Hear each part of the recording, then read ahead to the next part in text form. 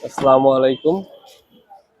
250 শয্যা বিশিষ্ট হসপিটালে আপনাদের যে দালালের সমস্যা ছিল সেটা আমরা ইতিমধ্যে সবাইকে স্ট্রিক্টভাবে বলে দিয়েছি এবং আগের ভিডিওতেও আমরা বলছি যে কেউ যদি সেইভাবে আপনারা চেয়ার এখান থেকে না নিতে পারেন, এখানে একটা নিয়ম আছে যে এখানে আপনার 200 টাকা করে ট্রলি ভাড়া, আপনার 200 টাকা জমা দিলে আপনারা ট্রলি দিয়ে দিবে, মানে ফ্রিতেই পাবেন।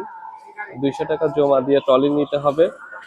ট্রলি নেওয়ার পর আপনার আধা ঘন্টা বা 1 ঘন্টার মধ্যে আপনার রোগীকে নিয়ে রোগীর কাজ সম্পূর্ণ করে ট্রলিটি জমা দিলে আপনার সেই 200 টাকা আবার কাউন্টার থেকে, ইমার্জেন্সি যে কাউন্টার আছে সেখান থেকে ব্যাক পাবেন।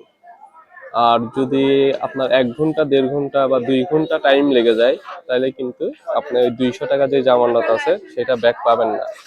তো এখানে যে আপনারা দেখতে পাচ্ছেন এখানে স্ট্রেচারও আছে এবং 2টা হুইল চেয়ার আছে। এই হুইল চেয়ারের মাধ্যমে আপনি নিতে পারবেন। এবং আগেও বলে দিচ্ছি, আপনারা যদি এরকম কষ্ট না করতে চান তাহলে যেমন পিছনে যেগুলো দাঁড়া আছে এইগুলোরে বলে দিছি যে আপনাদের কাছ থেকে সেবা দিলে 50-100 টাকা হাসপাতাল এরিয়ার মধ্যে, আর হাসপাতাল এরিয়ার বাইরে গেলে 150 থেকে 200 টাকার মধ্যে আপনারা সেবা নিতে পারবেন। এর বেশি যদি নেয় তাহলে আমাদের সাথে যোগাযোগ করবেন, আমরা ইনস্ট্যান্ট তখনই আমরা তাদের বিরুদ্ধে ব্যবস্থা নিব। এবং আপনার সচেতনার জন্য আমরা বলে দিচ্ছি যে আপনারা যখন এখান থেকে যাবেন মেডিসিন ওয়ার্ডে, অনেক চেয়ার আছে আমরা বলে দিছি, তারপরেও আপনাদেরকে বলে দিই আপনাদের সচেতন হইতে হবে। তখন তাদের যদি আপনাদের পরীক্ষা যদি ইমার্জেন্সি হয় তাহলে নার্স রুমে আগে শুনবেন যে আমরা কি পরীক্ষা করে এসে রোগীকে ভর্তি করব নাকি রোগীকে ভর্তি রেখে আপনার বেসিক যে ডাক্তার ট্রিটমেন্ট দেয় সেই ট্রিটমেন্ট দিয়ে তারপর পরীক্ষা করতে যাব। অনেক সময় পরীক্ষা জরুরি থাকে, তখন পরীক্ষা করার পর ডাক্তার ওষুধ লিখে দেয়, এছাড়া কিন্তু প্রেসক্রিপশন করে না।